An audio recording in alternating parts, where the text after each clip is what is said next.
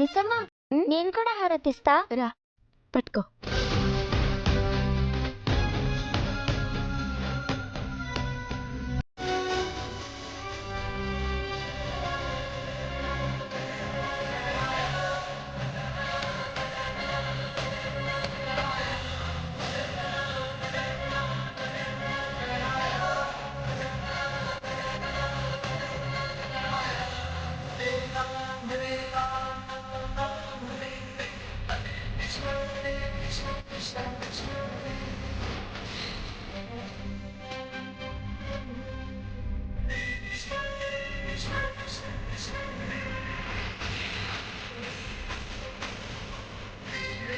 మనిషిగా ఉండటం కష్టమేమో కానీ అది వరం. అది మనిషిగా ఉన్నప్పుడు అందరికీ అర్థమైతే కన్నీళ్లు కోపాలు రాకుండా నవ్వులు సంతోషాలు ఉండేవి.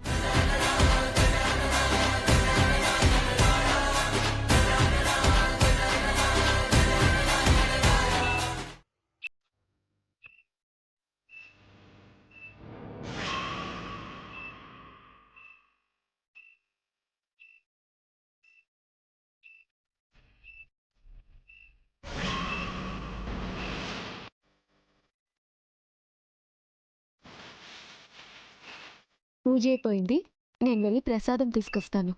మిస్సమ్మా ఆగు.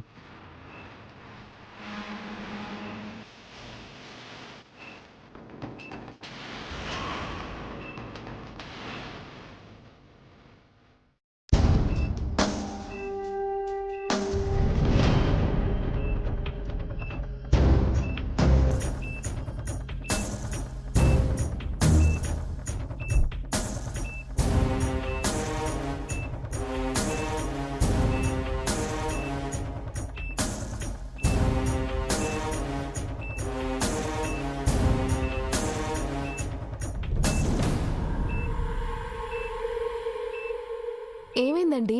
సైలెన్స్.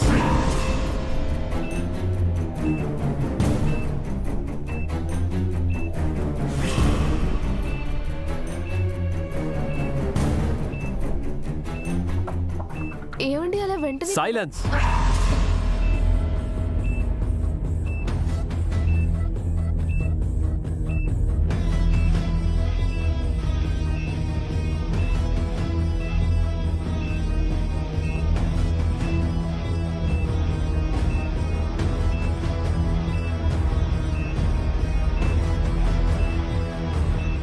రాథోడ్ సార్, అందరినీ బయటికి తీసుకెళ్ళు.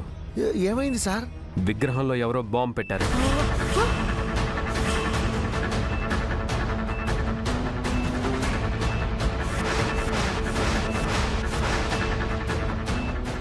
ఎవరు పానిక్ అవ్వకండి. రాథోడ్ అందరినీ ఫాస్ట్ గా బయటికి తీసుకెళ్ళు. పదండి సార్. అమ్మా పదండి. ఏమండి బాంబు ఏంటి? మిస్ అమ్మ చెప్తే అర్థం కాదా? బయటికి వెళ్ళండి. పిల్లలు పిల్లలు జాగ్రత్త. అందరేంటన్నా బయటకు వచ్చేసారు? స్క్వాడ్ బాంబు పదండి పదండి. అయ్యో అన్నా, బాంబు ఉన్నట్టు తెలిసిపోయినట్టుందన్నా.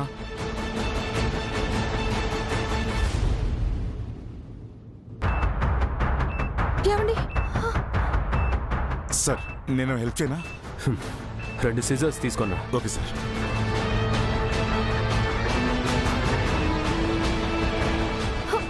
ఏమండి బాంబు అంటున్నారండి, మీకెందుకండి? వదిలేసేయండి. మీరు కూడా బయటికి పదండి. పదండి బయటికి. ఏమండి మిమ్మల్ని. ఇదిగోండి సార్.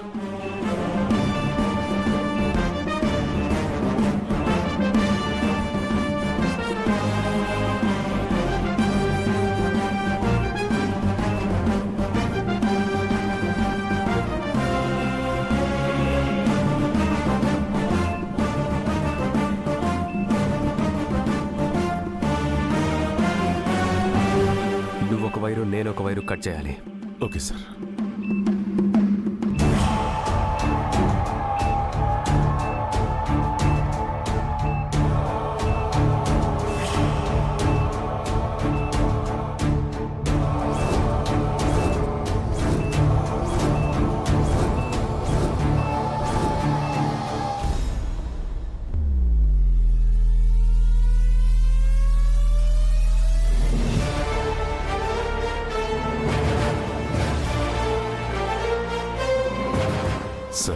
ఫ్యామిలీ అంత టెన్షన్లో ఉన్నట్టున్నారు. ఒక్కసారి మీరు వచ్చి మాట్లాడండి సార్.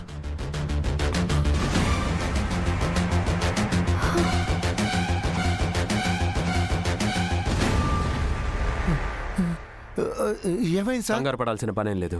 బాంబ్ డియాక్టివేట్ అయిపోయింది.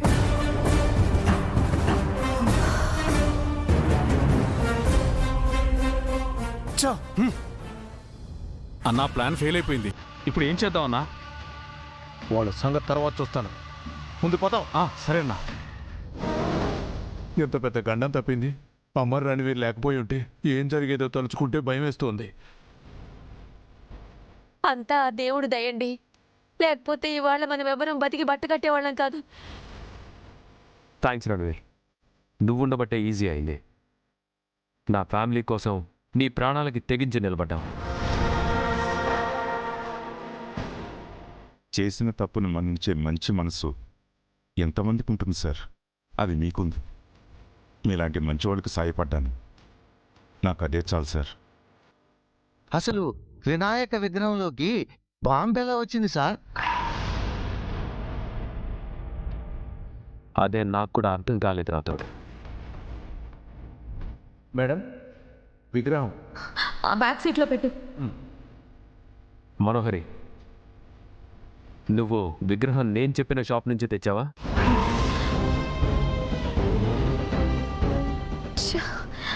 ఆ బాబ్జీ గడికి ఫోన్ చేయాలన్న హడావిడిలో అసలు వచ్చింది షాప్ అతనో కాదో కూడా తెలుసుకోలేదే. తప్పు నా వల్లే జరిగిందని తెలిస్తే అమర్కి నా మీద కోపం పెరిగిపోతుంది. చెప్పు మనోహరి. అమర్, అది షాప్ అతనే కార్లో పెట్టాడు అమర్. అంటే మీరు షాప్లోకి వెళ్ళి తీసుకోలేదా మనోహరి గారు? షాప్లో నుంచి తెస్తే షాప్ అతనే అనుకున్నాను అమర్. మనోహరి గారు, ఇంట్లో పరిస్థితి బాగాలేనప్పుడు మనం ఇంకా జాగ్రత్తగా ఉండాలి, కానీ ఇలా అజాగ్రత్తగా ఉంటే ఎలా? బాధ్యతగా ఉండలేనప్పుడు బాధ్యతలు తీసుకోకూడదు.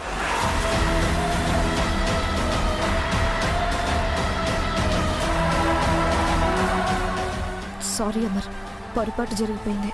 సరే, అయిపోయింది కదా, అందరూ లోపలికి పదండి.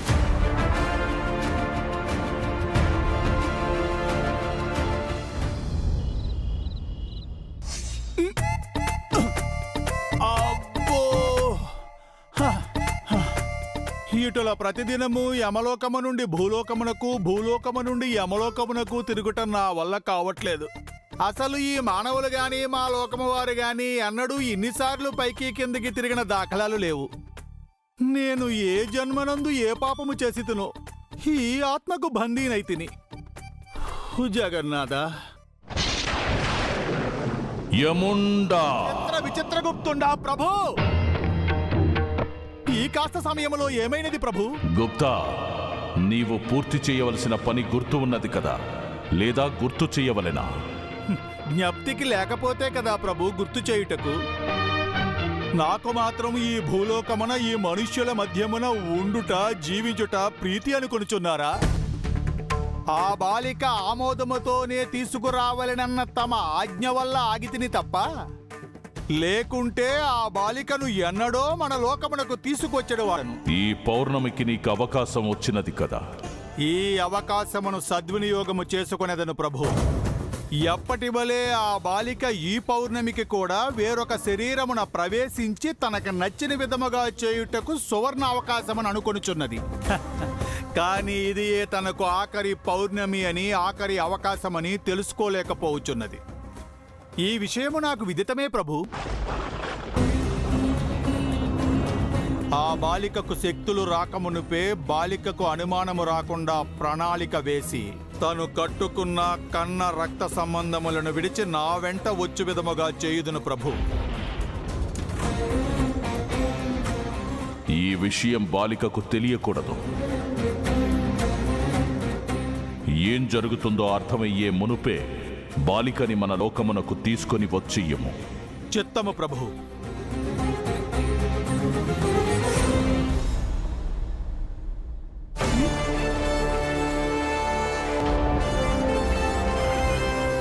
గుప్తా గారు పైకి చూసి మాట్లాడుతున్నారంటే రాజుగారు వచ్చేసినట్టున్నారు.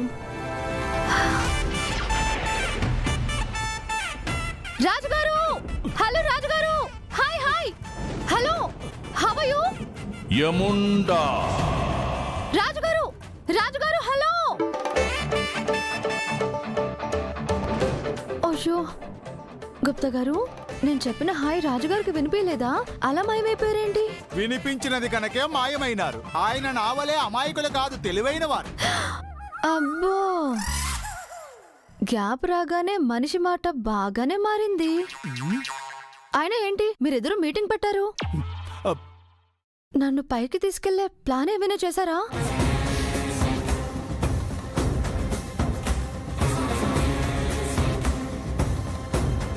ఎటుల కనిపెట్టినది?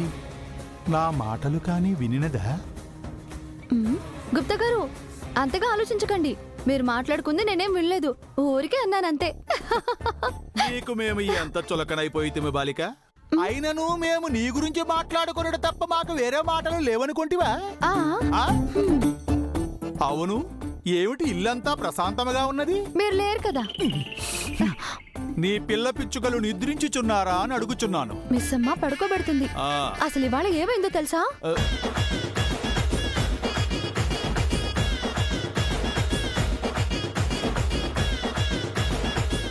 ఇంత జరిగింది తెలుసా?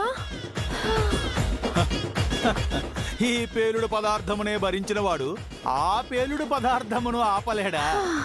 హా?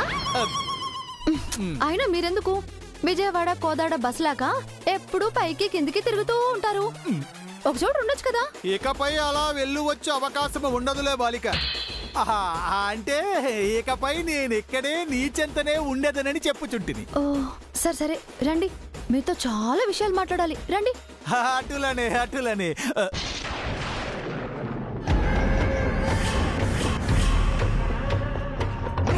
ఈ పౌర్ణమి నాడు ఆ ఘోర బాలికను బంధించుటకు ప్రయత్నములు ప్రారంభించెను. అతగాడు నుండి ఈ బాలికను కాపాడవలే.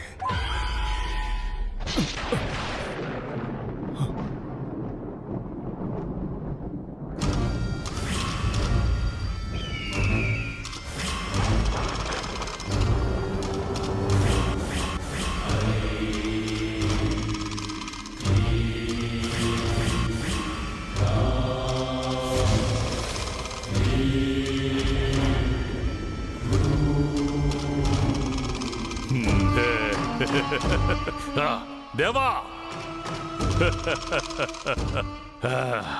ఎట్టకేలకి నా మొర ఆలకించావా దేవా?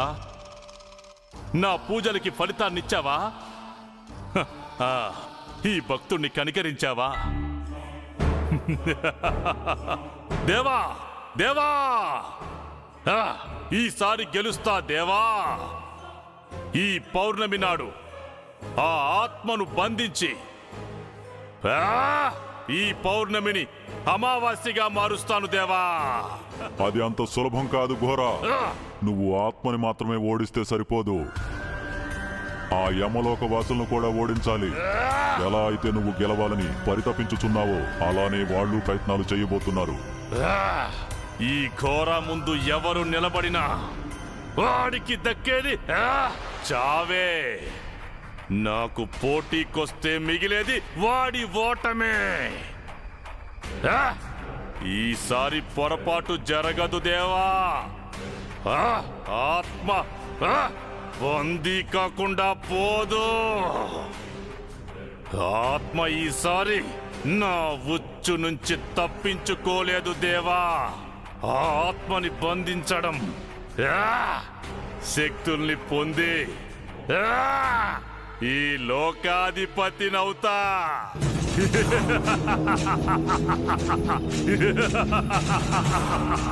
పౌర్ణమి నాడు ఆత్మ నీకు అనుగుణంగా ఉండే శరీరంలోకి వెళ్లేలా చూసుకో. విజయం నీదే. ఆ ఇంట నాకు అనుగుణంగా ఉండేది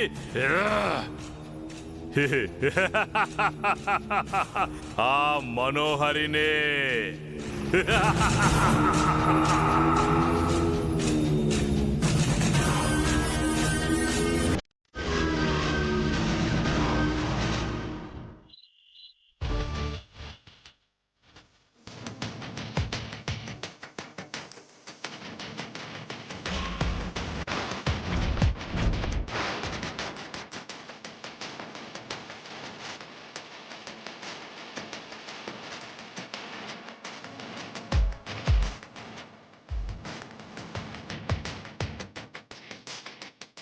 పౌర్ణమి మళ్ళీ రాబోతుంది.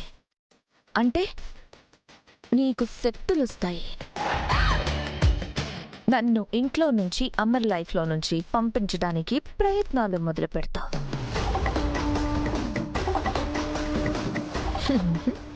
ఈసారి ప్రతిసారిలా నిన్ను గెలవనివ్వకూడదు.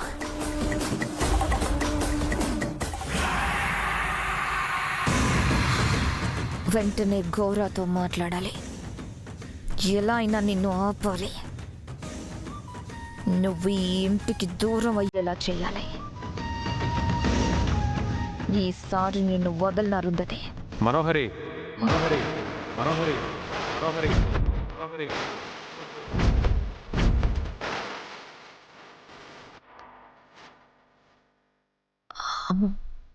నేను మాట్లాడుకున్నది కానీ వినేశాడా?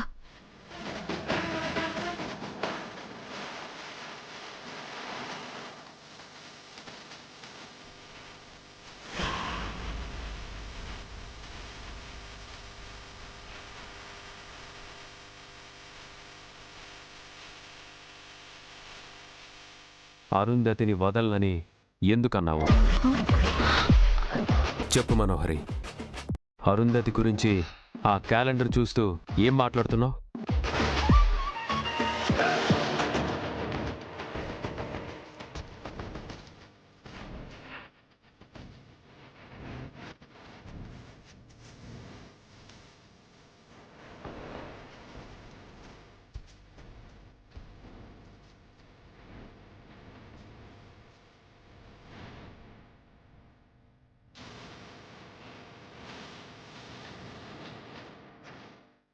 పౌర్ణమిని ఎందుకు రౌండ్ చేశావు?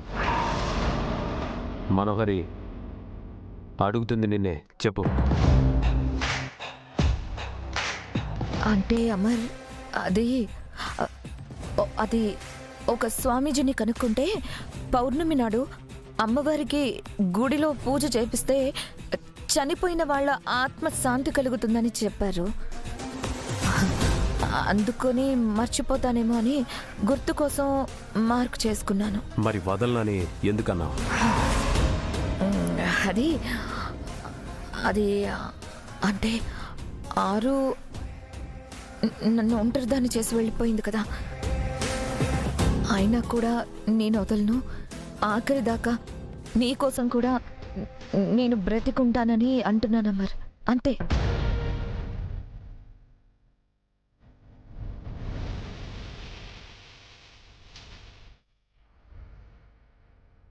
ఆరు మనల్ని వదిలి వెళ్ళిపోయింది మనోహరి. నువ్వు కూడా తనని మర్చిపోయి నీ జీవితాన్ని మొదలుపెట్టు. మర్చిపోలేనమ్మర్. ఆరు నాకు చేసింది నేనేది మర్చిపోలేనమ్మర్.